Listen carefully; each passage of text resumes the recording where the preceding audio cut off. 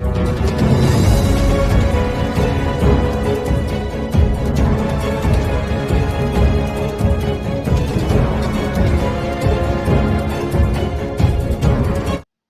hai hai. Selamat datang kembali di channel Min Donghua. Kali ini kita akan melanjutkan cerita Donghua, Battle Troop di Heaven. Nggak pakai lama lagi, langsung aja kita ke ceritanya. Check it out. Sialan, sepertinya mereka telah merencanakan dari awal. Tapi sekarang, karena Sensi memilih untuk melakukannya, maka mereka pasti tidak akan membiarkan saya pergi dengan mudah. Komandan Merah berkata dengan dingin, kemudian dengan lambaian tangannya, sebuah tirai tipis muncul di depannya. Setelah beberapa saat, bayangan muncul dalam tirai cahaya.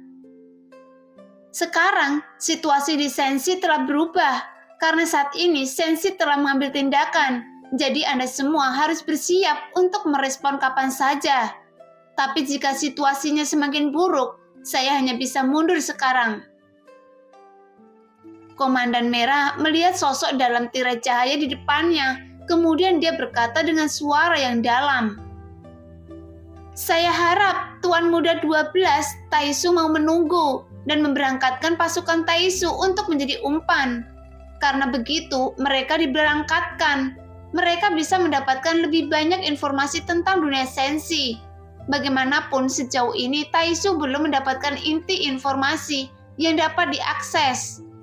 Mungkin dengan cara ini kita dapat lebih memahami kekuatan dunia Sensi, sehingga bisa mempersiapkan diri kita untuk pertempuran di masa depan. Pada saat ini, sebuah sosok di dalam tirai cahaya menjawab perlahan, namun dalam kata-katanya sepertinya dia tidak terkejut sama sekali. Seolah-olah meskipun Taisu dan Sensi bertempur di Sensi, dia tidak menyesalinya meskipun Taisu harus mengorbankan sumber daya yang mereka telah jarah. Mereka siap, asalkan mereka bisa mendapatkan imbalan lebih banyak informasi dari dunia Sensi. Karena hanya dengan mengetahui kartu trup yang dimiliki dunia Sensi, mereka dapat mempersiapkan segala sesuatu untuk pertempuran di masa depan. Oleh karena itu, Taisu mengirimkan Komandan Merah yang merupakan Tuan Muda 12 Taisu. Dan dia adalah satu-satunya yang memiliki jiwa di dalam kelompok Taisu ini. Dan dia juga benar-benar makhluk dari dunia Taisu. Meskipun tindakan semacam ini terlalu beresiko, tetapi setidaknya dengan cara ini Taisu dapat mempercayai orangnya sendiri. Bagaimanapun, tugas ini terlalu beresiko tinggi. Jadi Taisu tidak bisa orang lain mengemban tanggung jawab sebesar ini. Tuan Muda 12, kali ini sepertinya kami tidak dapat ikut andil dalam pertempuran ini. Tapi saya harap Anda dapat menggunakan kesempatan untuk mencari informasi sebanyak mungkin.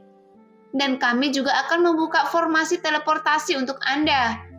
Jadi, jika situasi bertambah buruk, Anda dapat pergi lebih awal.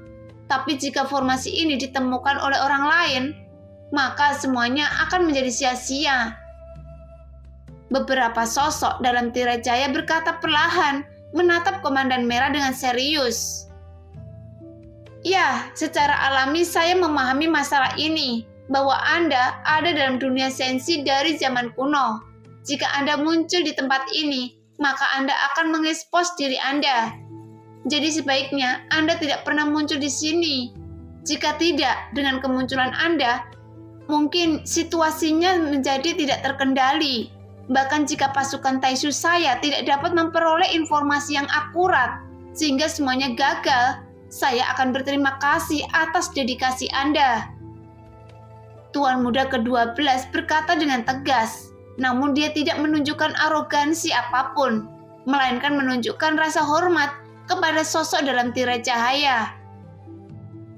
Tuan Muda 12 ternyata orang yang sangat bijaksana, jadi saya akan menunggu Anda datang kapan saja. Sosok itu melanjutkan. Tepat ketika kata-kata itu keluar, Tuan Muda ke-12 mengangguk. Kemudian sosok dalam tirai cahaya perlahan menghilang. Kemudian dia melihat gambaran situasi saat ini. karena di luar masih ada piton raksasa yang masih menggigit formasi pertahanan Dewa Taisu, sehingga Dewa Taisu Senyi tidak melarikan diri. Adapun di sisi makhluk sensi, mereka tidak melakukan apapun, tapi sekarang ada total 5 batera raksasa, dan setiap batera yang berukuran sangat besar ini memiliki tampilan kilo logam yang mampu menampung ratusan juta pasukan. Yang menunjukkan perkembangan seperti itu benar-benar berbeda dari batera yang pernah dilihat avatar dewa asli sebelumnya. Bahkan di dalam dewa kuno, Xiaoyan sendiri belum pernah melihat batera sebesar itu sebelumnya.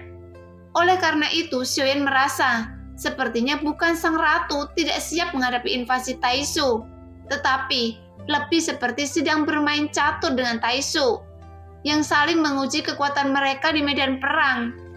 Namun dalam permainan catur ini, kedua belah pihak masih dalam menghadapi musuh secara terbuka dan bersiap untuk menghadapi musuh dalam kegelapan. Bagaimanapun, tidak peduli itu sensi maupun Taisu, keduanya memiliki kartu trufnya masing-masing. Adapun Dewa Taisu Senyi saat ini, yang pasti bukanlah sarang Dewa Taisu yang sebenarnya. Tapi, apa yang terlihat di depan mereka hanya untuk memperlihatkan kekuatan di kedua belah pihak. Namun, apa yang tidak diketahui oleh Taisu adalah kekuatan Taisu telah lama disusupi oleh makhluk dunia sensi. Tapi di sisi Taisu sendiri, mereka kesulitan untuk memasuki para pemimpin dunia sensi. Sehingga Taisu sampai rela mengeluarkan biaya yang sangat besar. Bahkan menggunakan pasukannya sendiri sebagai umpan untuk mencari informasi kekuatan dunia sensi, yang menunjukkan para pasukan sensi sangat cerdas dalam melakukan permainan ini. Sehingga Tuan Muda ke-12 tidak dapat memikirkan masalah seperti itu. Jelas dia tidak menyangka sensi akan menggunakan strategi yang buruk. Jadi alasan mengapa sensi tidak mengambil tindakan. Saat Taisu datang ke dunia sensi dan menjarah bintang-bintang yang tak terhitung jumlahnya, adalah waktunya tidak tepat. Tapi sekarang setelah Taisu menunjukkan kekuatan, mereka langsung bergerak. Memikirkan hal ini, Tuan Muda ke-12 hanya bisa menebak dengan tidak jelas. Karena sampai saat ini, dia tidak tahu mengapa sensi melakukan ini.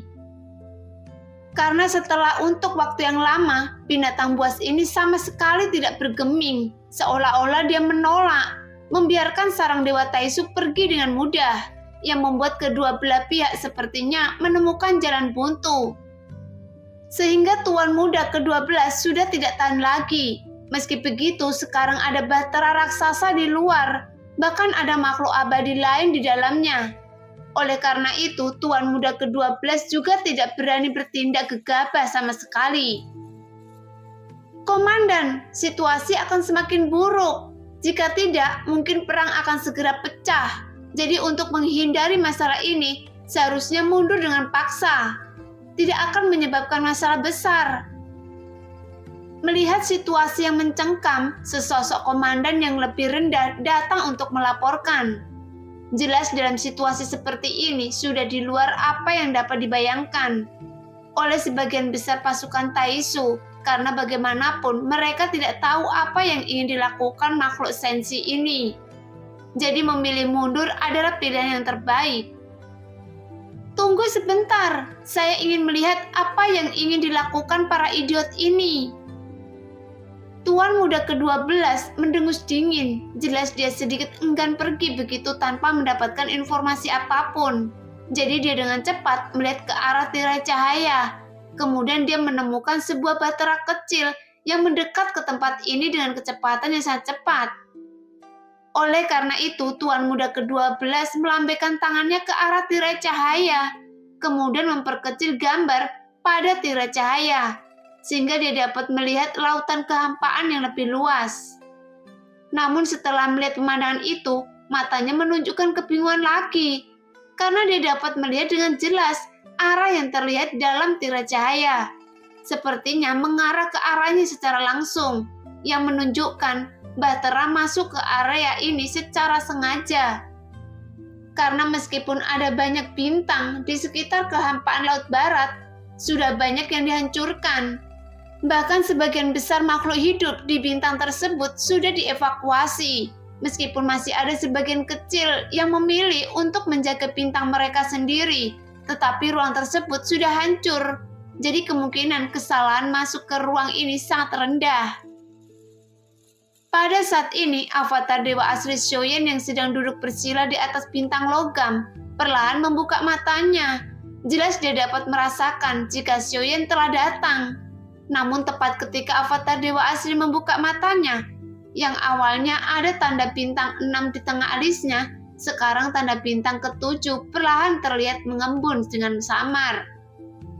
Jelas ketika tubuh utama Xiaoyan semakin dekat dengan avatar Dewa Aslinya, dia menggunakan kekuatan jiwanya untuk membiarkan avatar Dewa Asli menggunakan ki dan darahnya untuk menerobos ke Dewa Asli bintang 7. Sehingga kekuatan avatar Dewa Asli dapat ditingkatkan 1 poin lebih tinggi dari sebelumnya. Bagaimanapun kebutuhan dalam pertempuran ini sangat mendesak. Jadi Xiaoyan memutuskan untuk meningkatkan kekuatan avatarnya ke tingkat yang lebih kuat. Pada saat ini, di atas Bahtera ada 2 sosok yang berdiri dengan tangan di belakang punggung mereka, dan mereka adalah Sang Ratu dan Xiaoyan. Namun Tuan Muda ke-12 yang melihat melalui tirai cahaya sedikit menyipitkan matanya. Karena meskipun Bahtera itu sangat kecil, tetapi titik cahaya yang terpancar dalam tirai cahaya bersinar dengan sangat terang. Sialan, ternyata makhluk sensi ini sedang menunggu seseorang. Siapa yang orang-orang bodoh ini tunggu? Tuan Muda ke-12 mendengus dingin. Bagaimanapun hal yang paling penting adalah untuk mengumpulkan informasi sebanyak mungkin. Oleh karena itu, dia memutuskan untuk tidak melarikan diri sekarang. Anda datang ke rumah seseorang dan Anda bersembunyi sepanjang waktu. Bukankah itu tidak sopan? Bagaimanapun masalah ini sudah sampai pada titik ini. Ayo, cepat keluar dan bertemu dengan saya. Pada saat ini sebuah suara terdengar dengan keras, namun dalam suaranya memancarkan keagungan yang tak ada habisnya. Tapi suara ini bukan berasal dari mulut Sang Ratu, tapi dari sosok Xiaoyan. Pada saat ini Xiaoyan memancarkan aura yang sangat kuat, yang membuat kepala ular piton yang masih menggigit formasi pertahanan tiba-tiba berfluktuasi dengan kekuatan yang belum pernah terjadi sebelumnya. Dia dengan cepat menarik kembali dari formasi pertahanan dan menutup mulutnya, kemudian bersandar di samping Bahtera, yang seolah-olah dia ingin menyambut kedatangan Xiaoyan. Melihat pemandangan itu, Xiaoyan berbatuk 2 kali, kemudian menatap Sang Ratu sambil berpikir. Tepat melihat ekspresi Xiaoyan berubah, Sang Ratu menatap Xiaoyan dengan serius, kemudian menganggukkan kepalanya perlahan. Melihat itu, tanpa ragu Xiaoyan menginjak kepala ular piton raksasa. Kemudian ular piton raksasa itu membawa Xiaoyan ke depan Dewa Taisu. Bukan Anda sangat sombong sebelumnya? Mungkinkah sekarang Anda punya nyali untuk berbicara? Bukankah pertarungan sebelumnya sangat menyenangkan? Tapi sangat disayangkan, sekarang Anda menyerah. Xiaoyan berkata dengan menghina. Setelah suara Xiaoyan keluar, tiba-tiba sebuah sosok mengenakan baju besi dewa palsu yang berat, tiba-tiba keluar dari sarang Dewa Taisu. Meskipun sosok ini tidak besar, tetapi aura yang dipancarkan dari tubuhnya sangat mencengangkan. Sepertinya makhluk sensi sangat lemah, sehingga dalam menghadapi invasi dari dunia saya, Anda ingin bernegosiasi dengan musuh. Jika demikian, Anda juga harus menunjukkan kekuatan Anda. Sosok berkata dengan dingin, kemudian muncul di depan Xiaoyan, dan sosok Taisu ini adalah Tuan Muda ke-12. Namun dia tidak menggunakan perlindungan dari formasi dewa palsu. Jelas Tuan Muda ke-12 juga sangat percaya diri. Bagaimanapun, meskipun aura yang dipancarkan Xiaoyan sangat mendominasi, tetapi Xiaoyan tetaplah keabadian kaisar. Lagi pula, jika binatang buas ini tidak merusak susunan formasi ini, tidak akan terlambat untuk dia melarikan diri dari tempat ini. Nah, demikianlah cerita hari ini. Terima kasih yang sudah menonton video Min Earth sampai selesai. Sampai jumpa di video selanjutnya. Bye-bye.